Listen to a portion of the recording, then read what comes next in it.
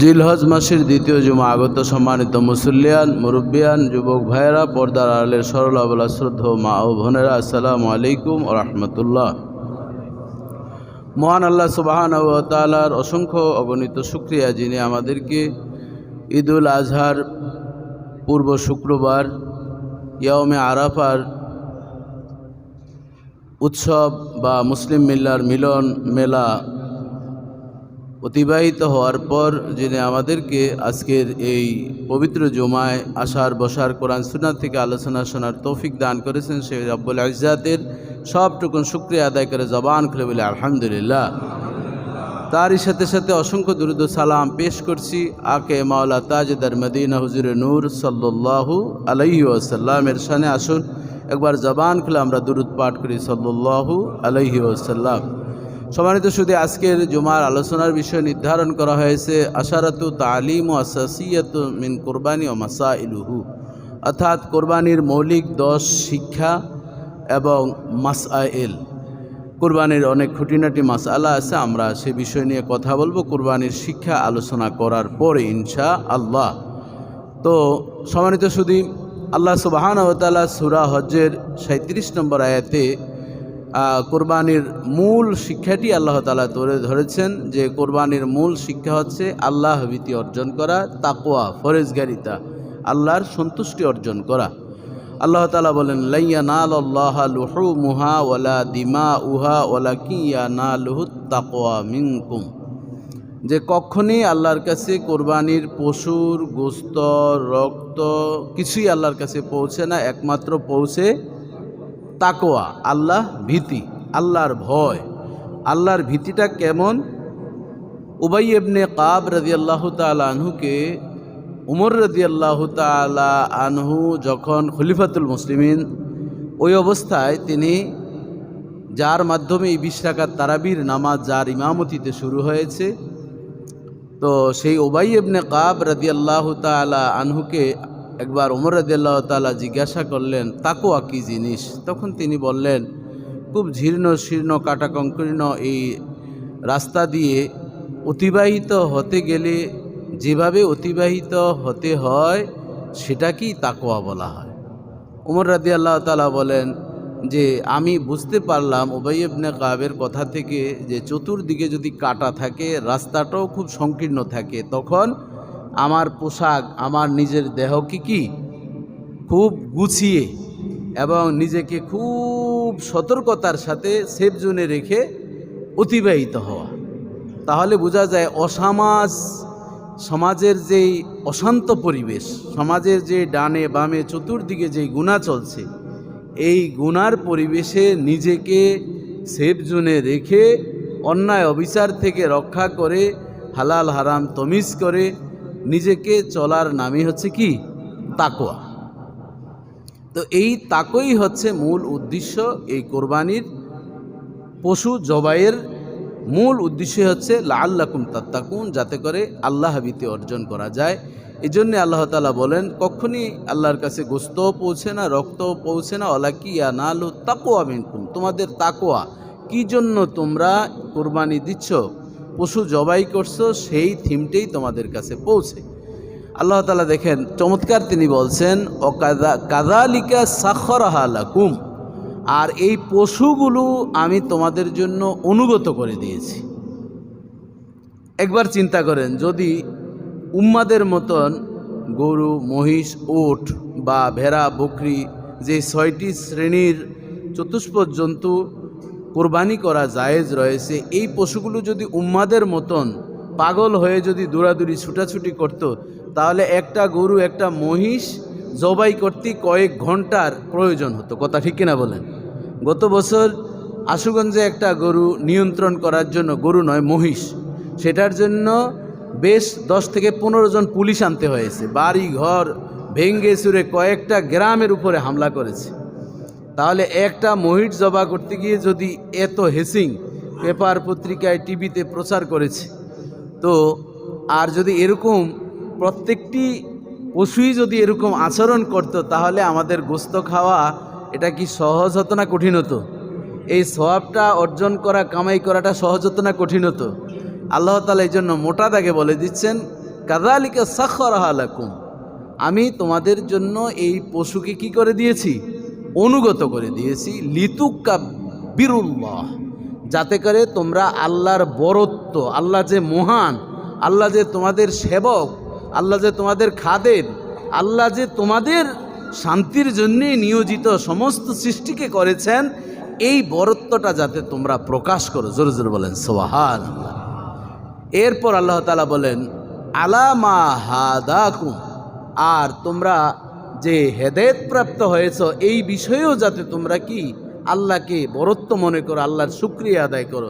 যদি আমরা হেদায়েত না হতাম, যদি আমরা পথ না পেতাম, আমরাও যদি বেদুইনদের মতন, খ্রিস্টানদের মতন, ইহুদিদের মতন, বৌদ্ধদের মতন, অমুসলিমদের মতন মূর্তি পূজা নিয়ে আমরা ব্যস্ত হয়ে যেতাম, এই পশুগুলোকে আমরা খেতাম না, এই পশুগুলো যদি এখন এই আগের যুগের মতন কবরের উপর বেঁধে রেখে আসতাম, দুর্গন্ধে টিকা যেত।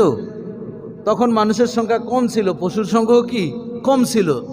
যদি আমাদের লক্ষ লক্ষ দেখা যায় কয়েক কোটি পশু কুরবানি হবে, সেগুলো যদি সেভাবে কোথাও পচনশীল এইসব জিনিসকে রেখে আসা হতো, দুর্গন্ধের টিকা থাকা যেত না, অনেক কঠিন হতো। এই জন্য আল্লাহ তাআলা বলছেন, আমি যে তোমাদেরকে এই হেদায়েত দিলাম, এই হেদায়েতের শুকরিয়া আদায় করার জন্যই আমি তোমাদেরকে এই কোরবানির প্রথাটাকে এভাবে দিয়েছি, অবাশশিরিল মুহসিনিন, আর সুসংবাদ হচ্ছে যারা সৎ কর্মশীল, যারা আল্লাহর আদেশকে সঠিকভাবে পালন করে তাদের জন্য আছে কি সুসংবাদ। সৎ কর্মপরায়ণ যে ব্যক্তি, তাদের জন্য আল্লাহর পক্ষ থেকে সুসংবাদ। আমি এতক্ষণ পর্যন্ত সূরা হজ্জের 37 নম্বর আয়াতের তাফসীরমূলক অনুবাদ আপনাদের সামনে উপস্থাপন করেছি। সম্মানিত সুধী, এবার আমরা এক এক করে 10টি মৌলিক শিক্ষা নিয়ে কথা বলবো। ইব্রাহিম আলাইহিসসালাম যে কোরবানির প্রথাটি আমরা পেয়েছি, মূলত ইব্রাহিম আলাইহিসসালাম এবং ইসমাইল আলাইহিসসালাম এই দুজনের মাধ্যমে আমরা এই কোরবানির প্রথাটা আমাদের মাঝে যেভাবে পৌঁছেছে, ইব্রাহিম খলিলুল্লাহ, ইসমাইল জবিউল্লাহর মাধ্যমে আমরা পেয়েছি। তো সর্বপ্রথম একটি শিক্ষা বললাম যে তাকওয়া আমরা পেলাম। এরপরে যদি আমরা দ্বিতীয় যে বিষয়টি, সেই বিষয়টি হচ্ছে যে আল্লাহর আদেশ পালন করা। কার আদেশ পালন করছি? আল্লাহর আদেশ পালন করছি। আল্লাহ তাআলা সূরাতুল হজ্জের 34 নম্বর আয়াতে ইরশাদ করেন, অলিকুল্লি উম্মাতিন জাআলনা মানসাকান লিয়াযকুরু ইসমাল্লাহি আলা মা রাযাকাহুম মিন বাহিমাতিল আনআম। প্রত্যেক উম্মতের জন্য, প্রত্যেক জাতির জন্য মানসাক, এই কোরবানির প্রথাকে আমি বিধিবদ্ধ করে দিয়েছি, লিয়াযকুরু ইসমাল্লাহ, যাতে করে বিশেষভাবে আল্লাহকে তারা ওই দিনে স্মরণ করে। যেমন আমরা বিশেষ বিশেষ কিছু দিনে আমরা দিবসটি পালন করি, এর ভিতরে একটা আলাদা ইমেজ আছে না নাই? আমাদের বিজয় দিবস কবে? 16 ডিসেম্বর, তাই না? ওই দিবসটাকে আমরা বিশেষ, মাতৃভাষা দিবস 21 ফেব্রুয়ারি, 26শে মার্চ, এই যে কতগুলো দিবস, জাতীয় দিবস রয়েছে। আবার আন্তর্জাতিক দিবস আমরা পালন করি, আবার ধর্মীয় দিবসও কি আমরা পালন করি। যেমন আশিকে রাসূলদের কাছে সবচেয়ে একটা প্রেরণার উৎস, নবী প্রেমের, ভালোবাসার একটা দিবস, সেই দিবসের নাম কি? রবিউল আউয়াল মাসের মিলাদুন নবী সাল্লাল্লাহু আলাইহি ওয়াসাল্লাম আমরা পালন করি কি করি না? আবার লাইলাতুল কদর, সারা রমজানই আমরা ইবাদত করি, কিন্তু বিশেষ একটা রাত্র যেটা খায়রুম মিন আলফে শাহর, হাজার মাসের চেয়ে কি উত্তম, সেই রাতটাকে একটু বিশেষভাবে আমরা পালন করে থাকি। শবে বরাতের লাইলাতুল নিসফু মিন শাবান, সেই শাবান মাসের রাতটাকে আমরা বিশেষভাবে কি পালন করি। আবার এই জুমার দিনটা সপ্তাহে 7 দিন, 7 দিনের এই সপ্তম দিন যদি আমরা ধরি, ইয়ামুল জুমা সৈয়দুল ইয়াম, দিনসমূহের শ্রেষ্ঠ দিন, এটাকে আবার একটু বিশেষভাবে কি আমরা পালন করে থাকি। এই যে দিন দিবস সময়ের একটা যেমন গুরুত্ব আছে, আল্লাহর কাছেও আল্লাহর আদেশ পালন করার ক্ষেত্রে একটি বিশেষ পশুকে জবাইয়ের মাধ্যমে একটা দিন নির্দিষ্ট করেছেন, সেটা হচ্ছে কি জিলহজ্জের 10 তারিখ। এই জন্য আল্লাহ তাআলা বলেন, প্রত্যেক উম্মতের জন্য আমি এই কোরবানির প্রথাটাকে বাধ্যতামূলক করেছি, লিয়াযকুরু ইসমাল্লাহ, যাতে করে আল্লাহর নামটা তারা বিশেষভাবে কি স্মরণ করে, আলা মা রাযাকাহুম মিন বাহিমাতিল আনআম। আর সেই দিবসটাকে পালন করবে 6টি হালাল চতুষ্পদ প্রাণী জবাইয়ের মাধ্যমে। কয়টি? 6টি। 1 নম্বরে ধরেন গরু, মহিষ, উট, এই তিনটা কি এক জাতীয়, তাই না? এই জন্য আমরা তিনটা একত্রে আনলাম। এরপর ছাগল বা বকরি, ভেড়া, আরেকটা কি দুম্বা, তাহলে কয়টা হইল? 6টা। এখন যদি কেউ বলেন আমরা তো ভেড়ার মতন দুম্বার মতন হরিণও দেখা যায়, তাহলে কি হরিণ দিতে পারবো? কারণ এটা কি গৃহপালিত? কথাগুলো কিন্তু আজকে অনেকগুলো মাসালা বলবো, আপনারা রেসপন্স দিতে হবে। একতরফা ওয়াজ করলে কিন্তু আজকের আলোচনা ওয়াজের মতন নয়, আমরা গিভ অ্যান্ড টেক। চতুষ্পদ জন্তু যেগুলি গৃহপালিত, সেই বেঁধে দেওয়া 6টি প্রাণী রাসূলুল্লাহ সাল্লাল্লাহু আলাইহি ওয়াসাল্লামের পক্ষ থেকে বিধিবদ্ধ করা হয়েছে। সেই 6টি প্রাণী কোরবানি দেওয়া আমাদের জন্য কি ওয়াজিব। কিন্তু ওই প্রাণীর মতন আরও অন্য কিছু প্রাণী আছে যেগুলো বৈধ। যেমন 1 নম্বরে যদি হরিণ বলি, অনেকটা দুম্বার মতন বা বকরির মতন, সেটা কি জায়েজ হবে? হরিণ থাকে কোথায়, গৃহে নাকি বনে? এই জন্য এক কথায় যতগুলো প্রাণীর নাম বলেছি, এগুলা যদি বন্য হয়, বন্য প্রাণী হয়, সেগুলি দিয়ে কোরবানি দেওয়া জায়েজ হবে। বুঝাইতে পারছি?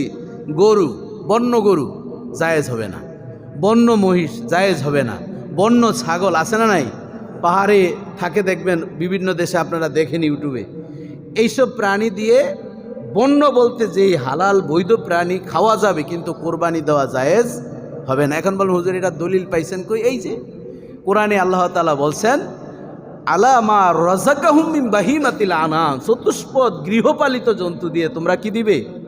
কোরবানি দিবে।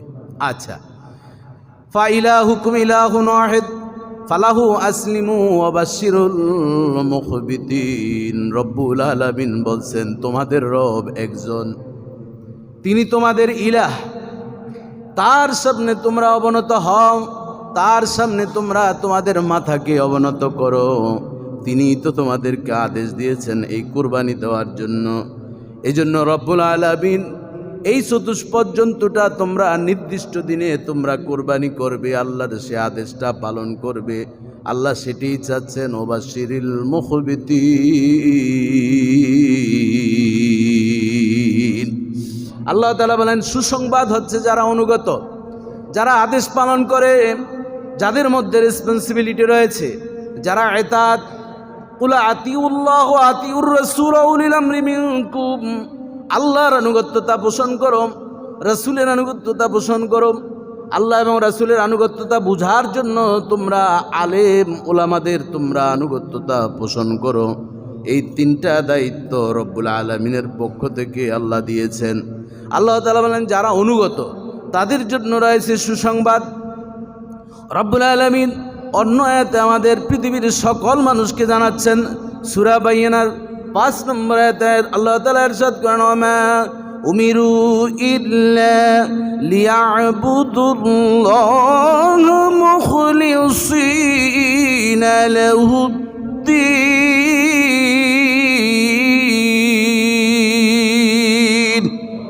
আল্লাহ তাআলা পৃথিবীর সব মানুষকে ইন্ডিকেট করে বলছেন তোমরা আল্লাহর আদেশ পালন করো ইখলাসের সাথে। আল্লাহ যেভাবে বলছেন নিয়ত খালেস করে তোমরা যদি ইবাদত করো, আল্লাহর আদেশ পালন করো, তাহলে তোমাদের দিন কায়েমের জন্য দিনটা তোমাদের জন্য সহজ হয়ে যাবে। জেনে রাখো আখলিস দীনাকা ইয়াকফিকাল আমালুল কলিল। জামানার পয়গম্বর বলেন তোমরা তোমাদের সকল কাজে নিয়তকে খালেস করো, নিয়ত পরিশুদ্ধ করে তোমরা কাজ করো, অল্প আমলে নাজাতের জন্য যথেষ্ট হবে। বলেন আল্লাহু আকবার। অনেক ইবাদত করে, তাহাজ্জুদ নামাজ পড়ে, মিথ্যা কথা বলে, অনেক আমল সে করে, কিন্তু সেটা রিয়াযুক্ত, রিয়া মুক্ত নয়, অর্থাৎ অহংকার মুক্ত নয়, মানুষকে দেখানোর জন্য আমল করে। ইসলামে সে বিভিন্ন অবদান রাখে, দান সাদাকা করে, মানুষ তাকে বলবে দানবীর। এরকম কিছু লোক আছে না নাই? প্রতি বছর হজ করতে যায়, তাকে হাজি বলবে। এই সব উদ্দেশ্য বাদ দিয়ে আমার আল্লাহ বলেন ওমা উমিরু ইল্লা লিয়াবুদুল্লাহ মুখলিসিনা লাহুদ্দিন। আমি তাদেরকে আদেশ দেইনি ইবাদত করার জন্য, অল্প আমলই করুক, সেটা হবে ইখলাসের সাথে। কাকে খুশি করার জন্য? আল্লাহকে খুশি করার জন্য। এজন্য সকল ইবাদতের মধ্যে লিল্লাহিয়াত থাকার দরকার আছে না নাই? যা করব কাকে খুশি করার জন্য, কাজ করব কাকে খুশি করার জন্য, কথা বলবো কাকে খুশি করার জন্য, দান করব কাকে খুশি করার জন্য, মানুষের সাথে উত্তম আচরণ করব কাকে খুশি করার জন্য। এজন্য আল্লাহ তাআলা বলেন, ইন্না সলাতি ওয়া নুসুকি ওয়া মাহইয়ায়া ওয়া মামাতি লিল্লাহি রাব্বিল আলামিন।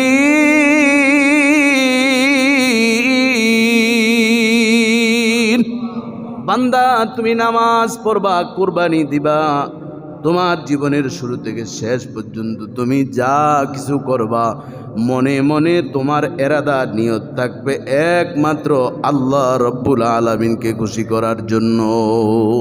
কাকে খুশি করার জন্য? আল্লাহকে খুশি করার জন্য। এই জন্য 10টি মৌলিক শিক্ষার 2 নম্বর শিক্ষা হচ্ছে আল্লাহর আদেশ পালন করার জন্যই আমরা কোরবানি করছি। কার আদেশ পালন করার জন্য? আল্লাহর। নাকি আমার পিসাব বলছে তুমি কোরবানি দেও, পিসাব না বললে আমি দিব না, এরকম কিছু পীর পূজারি আছে না নাই?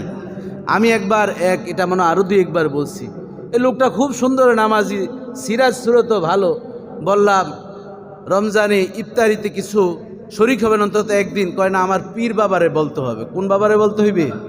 পীর বাবায় যদি বলে তাহলে কি দিবে, আর পীর বাবায় না বললে দিবে না। এখন কি সুবহানাল্লাহ বলবেন না নাউজুবিল্লাহ বলবেন? তা আমি বললাম আপনি কি সব কাজে পীর বাবার জিজ্ঞাসা করেন? কয় হ্যাঁ। আমি কি যে বাচ্চা হয় থাকেন স্বামী স্ত্রী ওইটা, কয় এইটা কি জিজ্ঞাসা করার বিষয়? আমি বললাম তা আপনি সব কাজে এখানে আপনার পীর কি পাহারা দিবে, আপনি ইফতারি মসজিদে দিবেন কি দিবেন না এটা নেই। এগুলো হচ্ছে অতিরঞ্জিত। এক্সেস ইজ ভেরি গুড না ব্যাড? ব্যাড। যে কোনো অতিরিক্ত সব জিনিস, এটাকে বলে ইফরাত।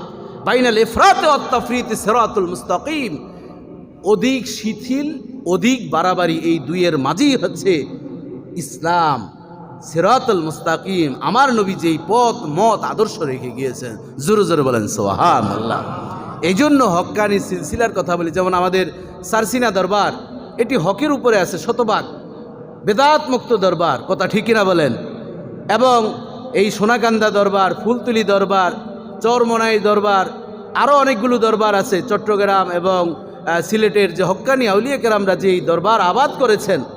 এক কথায় ফুরফুরা সিলসিলা, জৌনপুরি সিলসিলা, এই যে সিলসিলা সারসিনার সিলসিলা, যেই সিলসিলাগুলো আছে বদরপুরি সিলসিলা, এরা হচ্ছে হক্কানিভাবে। এবং কওমির যে উলামায়ে কেরাম, এগুলো কিন্তু আমাদের বুঝার বেমিল। আমরা কওমিদেরকে অনেক সময় দূরে সরিয়ে দিই।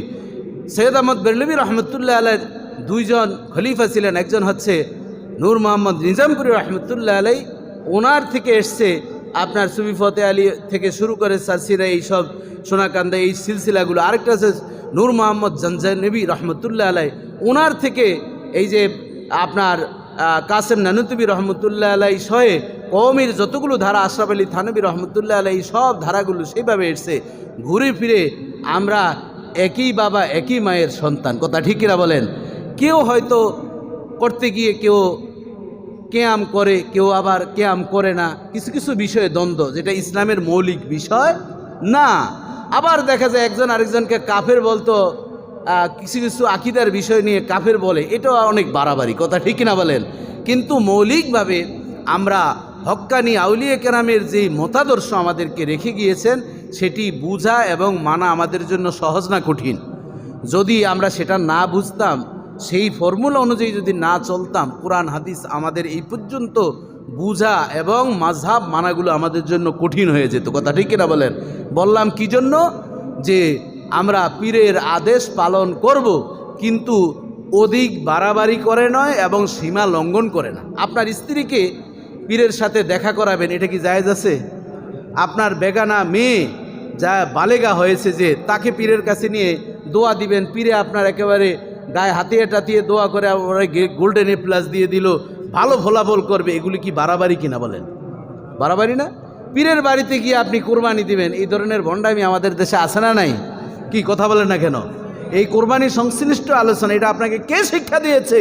বউ বাচ্চা সন্তান আপনজনকে নিয়ে আপনি কোরবানি দিবেন, মা বাবার জন্য দোয়া করবেন, আপনি যান পীর বাবার বাড়িতে কোরবানি দিতে, এটা কোন ধরনের ইসলাম? এই ধরনের ফালতু কখনো ধর্মচর্চা আমরা কেউ করব? কেউ যদি বলেন যে হুজুর আমার কাছে দলিল আছে, আসেন আমার তো একটা রুম দেওয়া হয়েছে আপনাদের দলিল শোনার জন্য, যার যার দলিল যত আছে নিয়ে আসবেন, যতটুকু সম্ভব আমি দিব, না হলে হাওলাত বরাত করে হলো আপনাকে বোঝানোর চেষ্টা করব। কিন্তু বিবেকহীন কিছু কথা বলে আমরা বিভ্রান্ত কখনো সরাবো না, কথা ঠিক কিনা বলেন? সম্মানিত সুধী, তাহলে বোঝা গেল এখানে আল্লাহর আদেশ পালন করা একটি মৌলিক দায়িত্ব। আর এই আদেশকে ইব্রাহিম খলিলুল্লাহ পালন করে তিনি খলিল হয়েছেন, তিনি মুহসিনিন হয়েছেন, তিনি মুখবিতিন হয়েছেন, 3টা ডিগ্রি পেয়েছেন। কয়টা? 3টা ডিগ্রি তিনি পেয়েছেন। তিনি সৎকর্মশীল হয়েছেন এবং মুখবিতিন তিনি অনুগত হয়েছেন, খলিল হয়েছেন তিনি অগ্নিকাণ্ডে বলছেন ঝাঁপ দেওয়ার জন্য।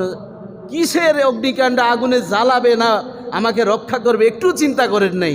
আল্লাহ তাআলা এমন আগুন প্রুফ পোশাক পাঠিয়ে দিলেন জিবরাইল আলাইহিস সালামের মাধ্যমে, দেখা গেল ওই আগুনের কুণ্ডলিটি ইব্রাহিম খলিলুল্লাহর জন্য জান্নাতের বাগানে পরিণত হয়ে গেল।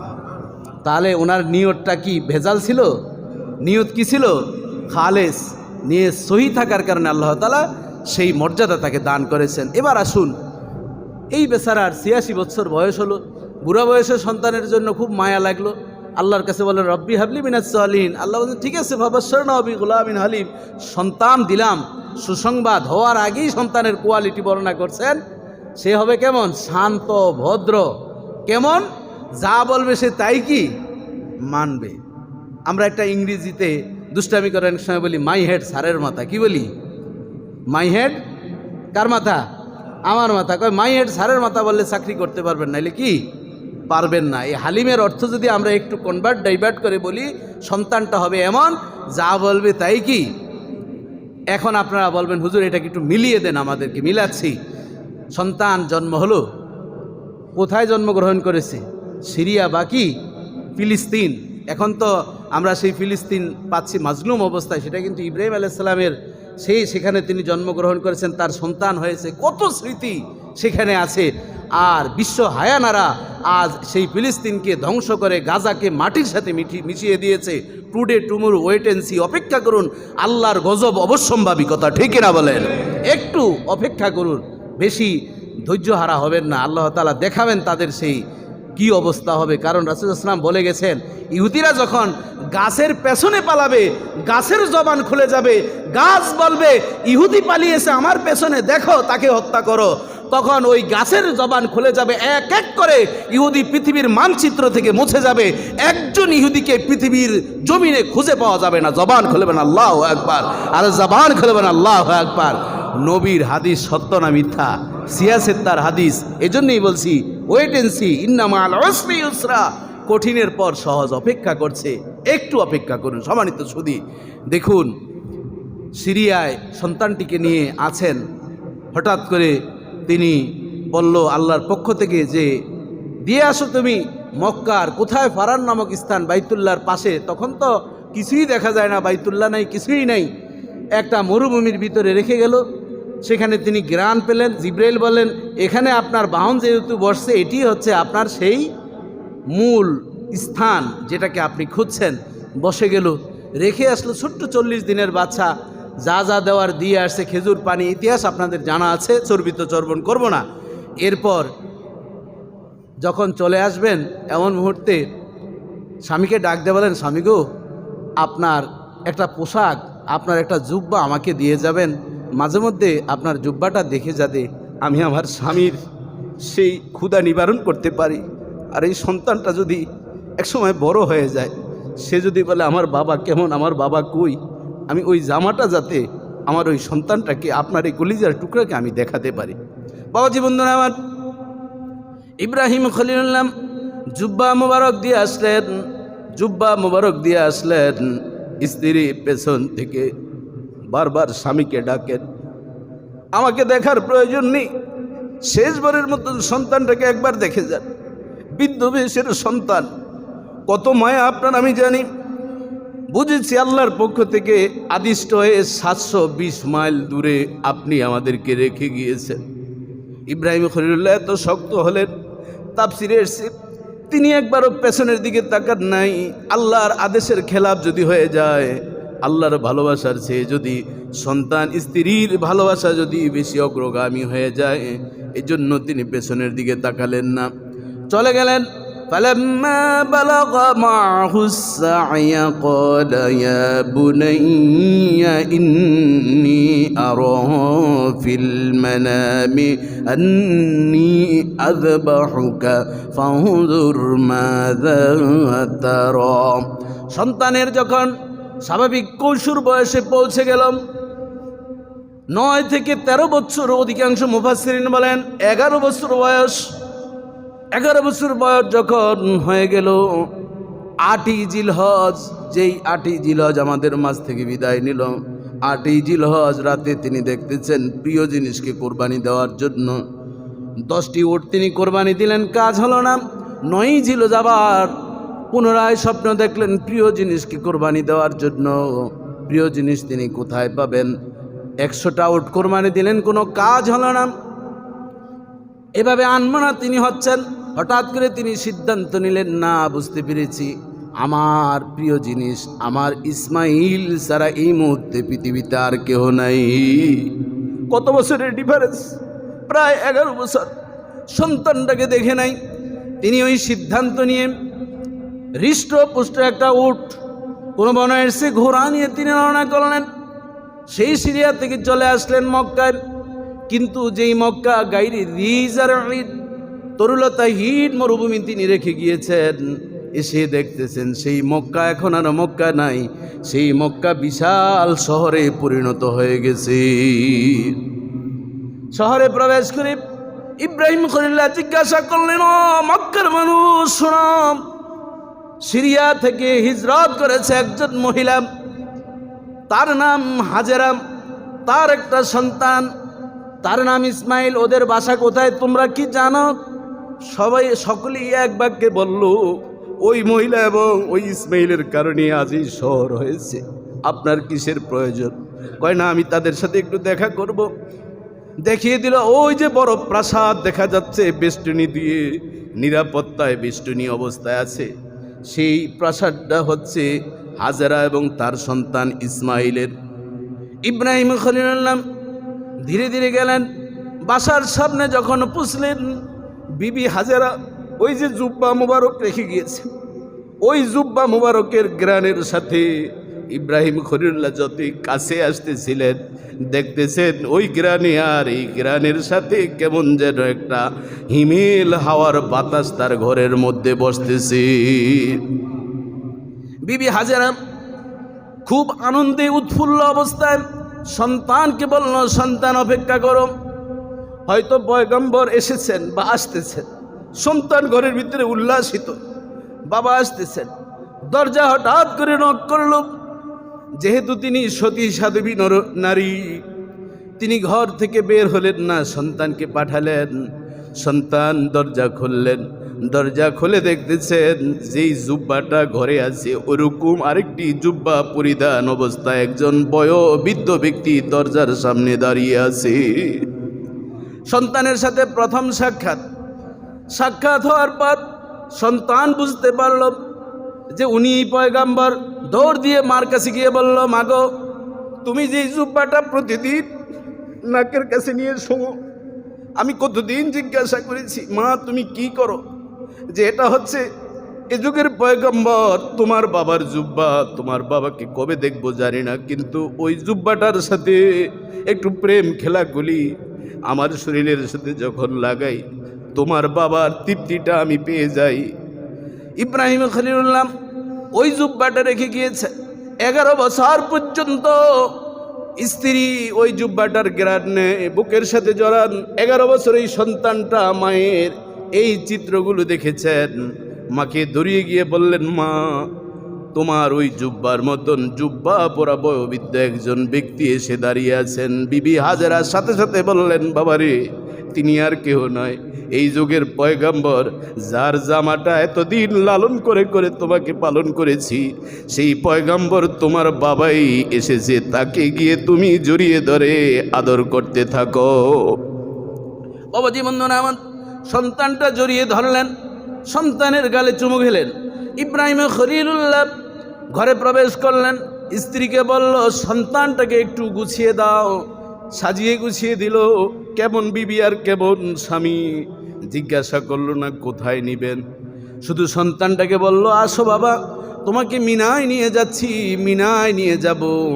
যাওয়ার পথে সন্তানটাকে বলল, ইন্নী আরা ফিল মানাম আন্নী আযবাহুকা, আমি স্বপ্ন দেখেছি তোমাকে জবাই করছি। ফানজুর মাজা তারা, তোমার কি মতামত? সন্তানটা বলল, ইয়া বাতিব আলমা তুমারু সাতাজিদুনি ইনশা আল্লাহু মিনাস সাবিরিন।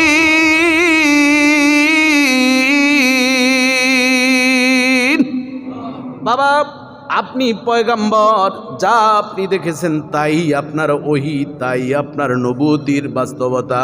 কাজে আপনি যা দেখেছেন তাই বাস্তবায়ন করেন।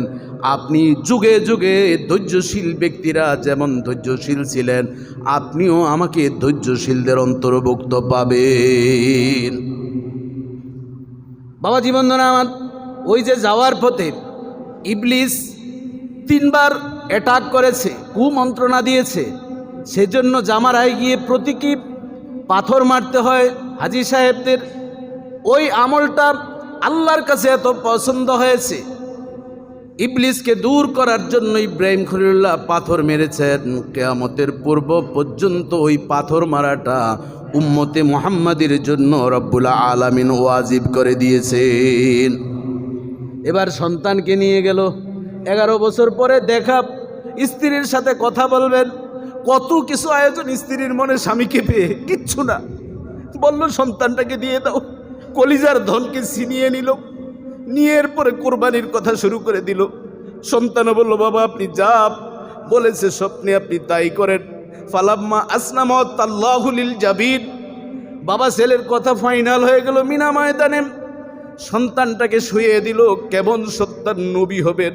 তিনি বললেন, বাবা গো, অন্য পশুর মতন আমাকে আপনি সেভাবে জবাই করবেন না, আমাকে উপর করে জবাই করেন। কারণ আপনি বাবা, আমি আপনার কলিজার সন্তান। পৃথিবীতে কোনো বাবা হয়তো সন্তানকে এখনো জবাই করে নাই, কাজে আপনার বড় মায়া লাগবে। ও বাবা, আপনি আপনার চোখটা আপনার পাগড়ি মোবারক দিয়ে ভালোভাবে বেঁধে নেন, যাতে করে আমার প্রতি আপনার মায়া না লাগে। ও বাবা, আমার মা দেখেছি দীর্ঘ 11 বছর আপনার জামাটা কখনো নাকের কাছে নেই, কখনো বুকের সাথে লাগে। রাতে ঘুমানোর সময় সব সময় ওই জামাটা নিয়ে ঘুমাতেন আমার মা। কাজেই আপনার কাছে আমার শেষ একটা আকুতি, আমার জামাটা আপনি খুলে দেন। কারণ জবাই করলে রক্ত যদি লেগে যায় তখন জামাটা আর আমার মার কাছে পৌঁছাতে পারবেন না, আমার মা দেখে বড় কষ্ট পাবে। কাজেই জামাটা আপনি খুলে নেন, ওই জামাটা আমার কাছে, আমার মার কাছে আপনি পৌঁছিয়ে দিয়েন। আপনার 11 বছরের ভালোবাসা যেমন আমার মা ওই জামার সাথে করেছে, যাতে করে আমার মার মৃত্যুর পূর্ব পর্যন্ত আমার জামাটা নিয়েও আমার মা সেভাবে বেঁচে থাকে। বাবা জীবনদান আমার, কথাবার্তা ফাইনাল। সন্তান আবার বলল, বাবা আমার পা হাত ভালোভাবে বেঁধে নেন, আপনি পয়গাম্বর, আপনার পায়ের সাথে যদি আমার শরীরের কোনো অংশ লাগে তাহলে পয়গাম্বরের সাথে বেয়াদবি হয়ে যাবে। ওই যে আল্লাহ বলছেন, ফাবাশশারনাহু বিগুলামিন হালিম, শান্ত ভদ্র একটা সন্তানের সুসংবাদ দিলাম। ওইটি সেই সুসংবাদ, ওই সেই শান্ত নিজেকে জবাই করবে, অথচ বাবাকে উল্টা বুঝাচ্ছেন, এভাবে করেন এভাবে করেন। ইব্রাহিম খলিলুল্লাহ এবার তাকে উপর করালেন, উপর করার পর কাঁধ করে এবার জবাই শুরু করলেন। জবাই যখন শুরু হয়ে গেল, কাটছে না, রাগ হয়ে গেলেন। রাগ হতে হতে এক পর্যায়ে পাশেই ছিল পাথর, আঘাত খেলো হাতের ছুরি, পাথরটা দ্বিখণ্ডিত হয়ে গেল। ইব্রাহিম খলিলুল্লাহ জবাই হচ্ছে না। এবার ইব্রাহিম খলিলুল্লাহকে আবার সন্তান ডাক দিয়ে বলেন, বাবা বুঝেছি আপনার মায়া লেগেছে, এবার আপনি আমার চোখও বেঁধে ফেলেন, সব বেঁধে আপনি কাঁধ করে জবাই, জোরে আপনি জবাই শুরু করেন। আল্লাহ তাআলা বলতেছেন, ইউরিদুল্লাহু বিকুমুল ইউসরা ওয়ালা ইউরিদু বিকুমুল উসরা। আল্লাহ তাআলা সহজ করতে চান, কঠিন করতে চান না। ইব্রাহিম খলিলুল্লাহ যখন দ্বিতীয় পর্যায়ে ছুরি চালানো শুরু করল, সাথে সাথে জবাই শেষ হয়ে গেল। জবাই শেষ হওয়ার পর ইব্রাহিম খলিলুল্লাহ ভাবলেন, আমি আল্লাহর কার্যটা সঠিকভাবে আদায় করেছি। অথচ জিব্রাইল ডাক দিয়ে বলতেছেন আল্লাহু আকবার, আল্লাহু আকবার, এলার্ট করতেছেন, নবীও শুনতেছেন, জিব্রাইল ডাক দিচ্ছেন। এর সাথে সাথে আল্লাহর সরাসরি আওয়াজটা ইব্রাহিম খলিলুল্লাহ শুনতেছিলেন। ওয়ানা দাইনাহু আইয়া ইব্রাহিম قد صدقت الرؤيا إنا كذلك نجزي المحسنين।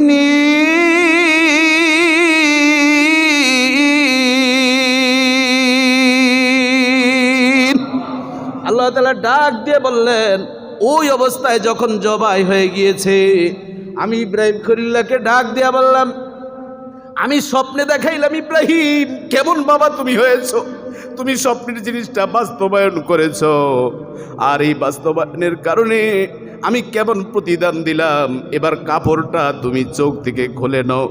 কাপড় চোখ থেকে খুলে দেখতেছেন ইসমাইল জবিউল্লাহ দাঁড়িয়ে আছেন, আর ওই যেই পশুটা যেই জিনিসটা জবাই করেছেন তিনি ভেবেছেন ইসমাইলকে জবাই করেছেন, সেই জায়গায় জিব্রাইল আমিন আলাইহিস সালামের মাধ্যমে আল্লাহ দুম্বা শুয়ে দিয়ে দুম্বাকে জবাইয়ের ব্যবস্থা করে দিয়েছে। এই জন্য আল্লাহ তাআলা বলেন ইউরিদু বিকুমুল ইউসরা, আমি চাচ্ছি সহজ করা, আমি শুধু মনের বিষয়টা চেয়েছি ইব্রাহিম কি করে ওই যে কঠিন জিনিসটাকে আমি আল্লাহ সহজ করে দিলাম। কিসের কারণে? ওই নিয়ত খালেসের কারণে, একনিষ্ঠ নিয়ত থাকার কারণে, তাকওয়া থাকার কারণে আমি রব্বুল আলামিন কঠিন জিনিসটা সহজ করে কিয়ামতের পূর্ব পর্যন্ত জান্নাতি খাবার উম্মতকে আমি সাপ্লাই করতে থাকব। যদিও আপনি দিচ্ছেন গরু, মুফাসসিরিন বলেন, আমার পয়গম্বর বলেন, সাহাবায়ে কেরাম বলেন, এই প্রত্যেকটি হালাল পশুর, যারা হালাল টাকা দিয়ে হালাল পশু জবাই করবে প্রত্যেকেই কেমন যেন জান্নাতি দুম্বার গুস্তিই খাচ্ছে। জবান খুলবেন আল্লাহু আকবার, আরো জবান খুলবেন আল্লাহু আকবার। খাচ্ছেন আপনি গরু, খাচ্ছেন মহিষ, খাচ্ছেন উট, খাচ্ছেন বকরি, ভেড়া, কিন্তু এটি জান্নাতি খাবার। এই দুনিয়া থেকে রব্বুল আলামিন স্যাম্পল হিসাবে আপনাকে জান্নাতি খাবার সাপ্লাই দিচ্ছেন এই কোরবানির মাধ্যমে। জবান খুলবেন আল্লাহু আকবার। বাবাজি বন্ধুরা আমার, তাহলে আমরা বুঝতে পারলাম প্রিয় জিনিসকে আল্লাহর রাস্তায় যদি দান করা হয়, সেই দানটা কঠিন থাকলেও সেটা সহজ করে দেন কে? এই জন্য রব্বুল আলামিন পয়গম্বর আমাদেরকে শিক্ষা দিয়েছেন, লা ইউমিনু আহাদুকুম হাত্তা ইউহিব্বা লিআখিহি মা ইউহিব্বা লিনাফসিহি, রাওয়াহুল বুখারী।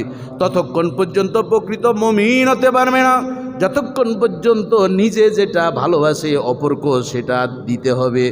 অপরের জন্য কল্যাণ কামনা যদি করা হয়, অপরকে নিজে যেটা ভালোবাসে অপরকে সেটা দিবে, সেই জিনিসটা রব্বুল আলামিন কবুল করে নেবেন, আর সেটাই হচ্ছে ইমানের অংশ। জোরে জোরে বলেন সুবহানাল্লাহ।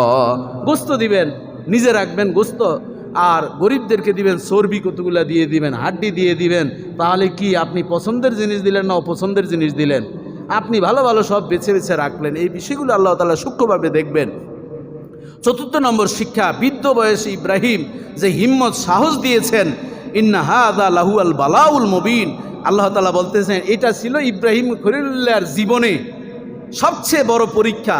অগ্নিকুণ্ডে নিক্ষেপ হলো ইব্রাহিম একা শেষ হতো, কিন্তু তার বাবার হাতে সন্তানের জবাই, এটা অগ্নিকুণ্ডতে নিজে জ্বলার চেয়েও আরও বেশি কঠিন। কথা ঠিক কিনা বলেন? বাবার কাঁধে সন্তানের লাশটা কঠিন না সহজ? অনেক কঠিন কিনা বলুন? যাদের সন্তান হারিয়েছেন যারা, তারা বুঝেন। বাবাজি বন্ধুরা আমার, এরপরে আসুন আমরা আলোচনা শেষের দিকে যাচ্ছি, সময় তো একেবারেই শেষ, তো এই জন্য আমি আর লম্বা আলোচনা করব না, আপনাদেরকে হেডলাইনগুলো বলছি। বাবাজি বন্ধুরা আমার, এরপরে দেখেন নারীদের জন্য শিক্ষা। বিবি হাজেরা যেভাবে নিজ সন্তানকে দিয়ে দিলেন, একবারও স্বামীকে জিজ্ঞাসা করলেন মিনাই নিয়ে কি করবেন, কথা বুঝেন নাই?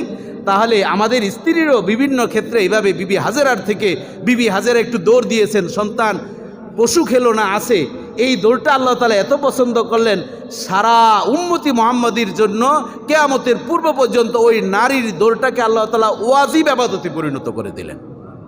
সুবহানাল্লাহ বলবেন না? তাহলে এই বিষয়গুলো আমাদের তরুণদের জন্য শিক্ষা। তরুণরা হিম্মতি হতে হবে। ইসমাইল যেমন বাবাকে বললেন না, বাবা আমাকে জবাই করবেন না, তাহলে আপনি এই বুড়া বয়সের সন্তান, তা কী লাভ হলো? জিজ্ঞাসা তিনি একবারও করেন নাই। তাহলে